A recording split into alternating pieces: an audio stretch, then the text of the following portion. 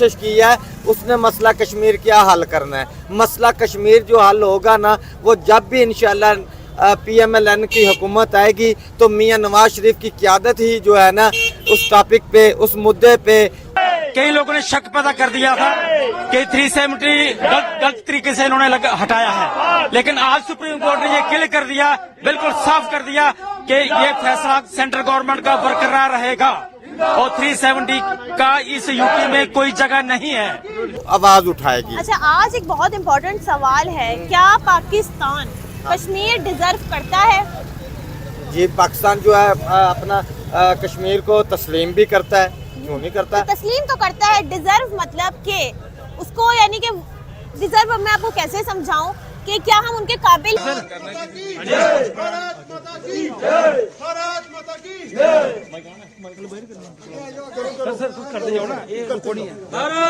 माता की जय, भारत माता की जय, भारत माता की। ये सबसे पहले तो ये कि 370 का आपको मालूम ही होगा डॉक्टर साहब के क्या हुआ है फैसला, और उस पर पाकिस्तान की रोना धोना या शोर मचाना भी आपने यकीनन देखा होगा।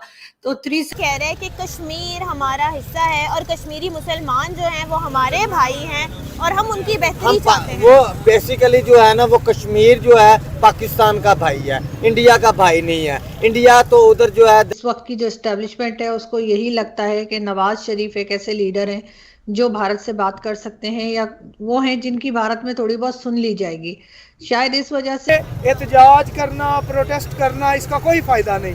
भाई निकले, या तो आप इंडिया के साथ दो टोक कोई बात करें, वगरना ये जो कश्मीर चूरन हम बेच रहे हैं, इसकी कोई जरूरत। लेकिन मैं यहाँ पे पहले दिन से ही मैं तो ये सुन रही हूँ कि नवाज शरीफ साहब को इसीलिए लाया गया है कि भारत के साथ ट्रेड ओपन हो, भारत के साथ टर्म्स बेहतर हो, और यही कुछ होता हुआ और बातें हम सुन रहे हैं। एक एक करके नवाज शरीफ साहब के केसेस भी खत्म किए जा रहे हैं। मीटर जाके रेट देखें, ढेर सारा फर्क है। उन्होंने हमारे साथ मिलके यहाँ पे महंगाई लेनी है, यहाँ पे अपने बच्चों को मरवाने हैं, ना यहाँ पे तहफ़्फ़ुज़ है, ना यहाँ पे सिक्योरिटी है। स्कूल सिस्टम हमारा बर्बाद हुआ पड़े, कोई यहाँ पे गवर्नमेंट। जय हिंद दोस्तों, वेलकम टू नव इंडिया न्यूज।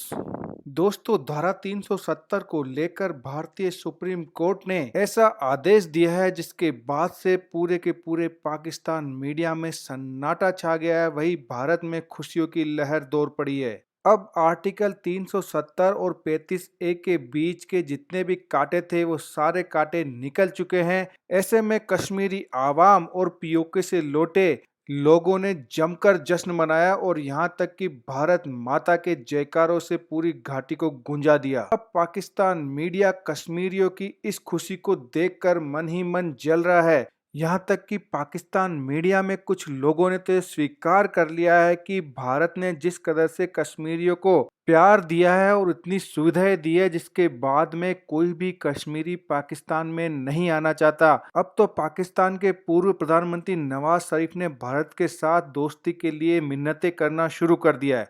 अधिक जानकारी के लिए देखते हैं वीडियो। की बात नहीं कर रही हूँ मैं, मुसलमान पाकिस्तानी और जो पाकिस्तान के मुसलमान हैं उनकी बात नहीं कर रही हूँ मैं। बस ये कह रही हूँ कि जो वहाँ के लोग हैं जो कश्मीर में रहते हैं, पाकिस्तान में आप देखें एक पॉलिटिकल स्टेबिलिटी नहीं है, पता नहीं है कि हुक्मरान कौन है।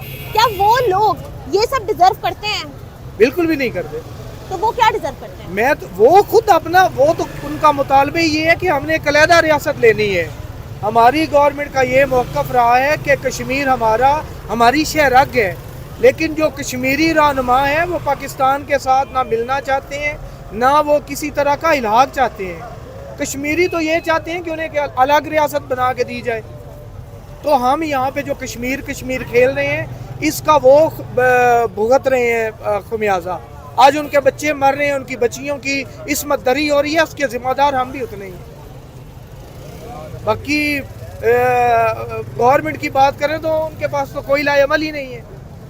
ठीक अच्छा, है, हमारी गवर्नमेंट क्या कर रही है इस समय? आपको लगता है कि जो वो अभी आया है उनका आर्टिकल, गवर्नमेंट कुछ करेगी? गवर्नमेंट की तरफ से कोई जवाब बिल्कुल जाएगा? करेगी, बिल्कुल करेगी। बयानबाजी देगी और यहाँ पे करारदाद एक मंजूर हो जाएगी उसकी मजम्मत में, और इस्लामाबाद की सड़कों पे एक दो एहतजाजी रैलियां निकाल देंगे, और क्या होगा? कुछ भी नहीं होना। तो आपको लगता है कि जो चीजें हम कह देते हैं ये एक्शन में आती है चीजें, ये हम एग्जीक्यूट करते हैं कभी? बिल्कुल भी नहीं करते। क्यों नहीं हो पाता ये? इसीलिए नहीं हो पाता कि हमारी गवर्नमेंट इस मामले को लेकर सिंसियर नहीं। अच्छा, इंडिया जो है वो कह रहे हैं कि कश्मीर जो है, कश्मीर के जो भाई हैं मुसलमान, वो हमारे भाई हैं और वो हमारे साथ इल्हाक करना चाहते हैं क्योंकि इंडिया की इकोनॉमिक ग्रोथ अच्छी जा रही है। आप महबूबा मुफ्ती की स्पीचेस सुन लें, अवैसुद्दीन की सुन लें, वो भाई टोटली हमारे अगेंस्ट हैं। वो पाकिस्तान को बड़े बुरे अल्फाज में वो हमारा तज़किरा करती हैं। यहाँ पे आप चीनी का रेट देख लें, यहाँ पे घी का रेट देख लें, कश्मीर यहाँ पे अटारी से 20-25 किलोमीटर जाके रेट देखें, ढेर सारा फ़र्क है। उन्होंने हमारे साथ मिल के यहाँ पे महंगाई लेनी है, यहाँ पे अपने बच्चों को मरवाने हैं, ना यहाँ पे तहफ़्फ़ुज़ है, ना यहाँ पे सिक्योरिटी है। स्कूल सिस्टम हमारा बर्बाद हुआ पड़े है, कोई यहाँ पे गवर्नमेंट नहीं, यहाँ पे सिस्टम नहीं। आप कश्मीर को साथ मिला के उनको भी जलील और यही बात है कि कश्मीरियों को जलील क्यों करना चाह रहे हो, यही बात है। असल में ये एक इंटरनेशनल मसला बना दिया गया है और अब दोनों साइडों पे कश्मीर खेल रहे हैं, दरमियान में बच्चे मार रहे हैं, तो कश्मीरियों के बच्चियों की इस्मत दरी हो रही है तो वो कश्मीरियों की बच्चियों की हो रही है। यहाँ पे मौलाना फजल रहमान कभी इसराइल की बात करता है, कभी इंडिया की बात करता है। सारा झगड़ा ही इस चीज का चल रहा है कि जी हमारे पास इन्वेस्ट करो, हमारे पास इन्वेस्ट करो, लेकिन जम्मू कश्मीर में आप इन्वेस्ट नहीं कर सकते। सिर्फ वही बंदा इन्वेस्ट कर सकता है जो जम्मू कश्मीर से ताल्लुक रखता है, और वो तादाद ऐसे लोगों की जो इन्वेस्ट कर सकते हैं बहुत कम थी। यही वजह है कि सिवाय फलों के बागात के और कोई बड़ी ऐसी इन्वेस्टमेंट नहीं आ रही थी जो एम्प्लॉयमेंट जनरेट कर सके, और उस एम्प्लॉयमेंट के नतीजे में जो है वो जम्मू कश्मीर के अवाम की बाइंग पावर में इजाफा हो। लिहाजा वो एक सर्कुलेशन ऑफ वेल्थ जो है जम्मू कश्मीर में वो वहां पे मौजूद नहीं था फिनोमेना।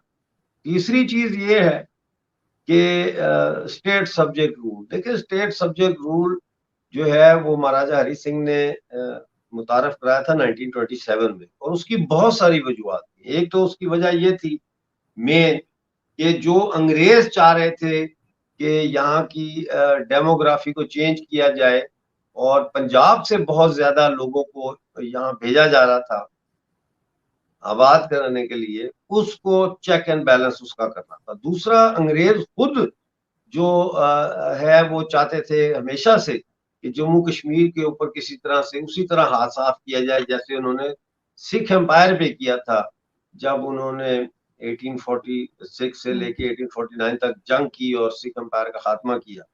तो ये वो चीजें थी।